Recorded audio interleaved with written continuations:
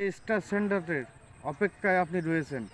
সেই star centre কিন্তু আপনার পরিবারে আজকে এখন এই মুহূর্তে আসবে, কিন্তু সে এসে যদি দেখে আপনার পরিবারের পরিবেশ ভালো না, ভিডিও ভালো না, কোয়ালিটি ভালো না, তাহলে সে আপনার পরিবারে থাকবে না, সে চলে যাবে। তাই বলবো, আপনি স্টার সেন্টারকে ভালোবাসার পাশাপাশি আপনার ভিডিওর কোয়ালিটি ভালো করুন, তাহলে স্টার সেন্টার আপনার পরিবারে থাকবে, ভালোবাসা দেবে। ঠিক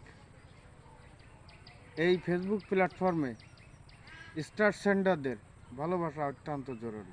তার কারণ কি, স্টার সেন্টাররা যদি ভালোবাসা না দেয় তাহলে আপনি স্টার পাবেন না।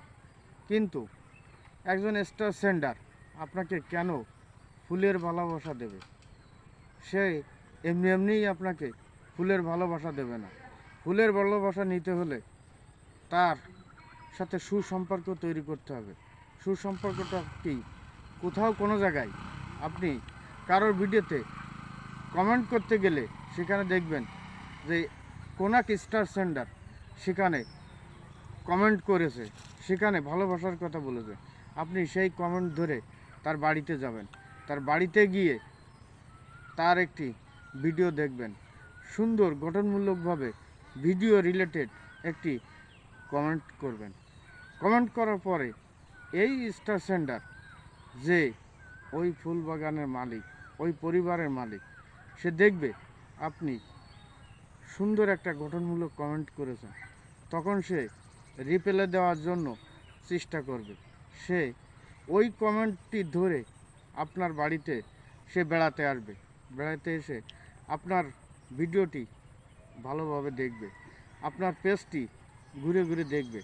দেখার পর যদি সে সন্তুষ্ট হয় তাহলে আপনাকে একের অধিক ফুলের ভালোবাসায় ভরিয়ে দেবে। তাহলে আপনাকে কি বুঝাইতে পারছি যে ফুলের ভালোবাসাটা কি? ফুলের ভালোবাসা স্টার সেন্টারের ভালোবাসা। স্টার সেন্টারকে পাইতে হলে, ভালোবাসতে হলে তার মন আপনাকে জোগাতে হবে। প্রিয় ফেসবুক ভাই বোনেরা, আপনাদেরকে এই জন্য সবসময় বলি যে আপনারা সবসময় স্টার সেন্টারকে প্রাধান্য দেন, তাকে ভালোবাসুন। তার ভালোবাসা হতে পারে আপনার অর্থ উপার্জনের একটি সহজ পথ। ফেসবুকে অর্থ উপার্জন করতে গেলে আপনার লাগবে স্টার। সেই স্টারটি এখানে পাবেন। এই ফুলের ভালোবাসায় আপনি আপনার কাঙ্ক্ষিত লক্ষ্যে পৌঁছতে পারবেন। তাই বলবো, আপনারা সবসময় স্টার সেন্টারকে ভালোবাসুন। ধন্যবাদ।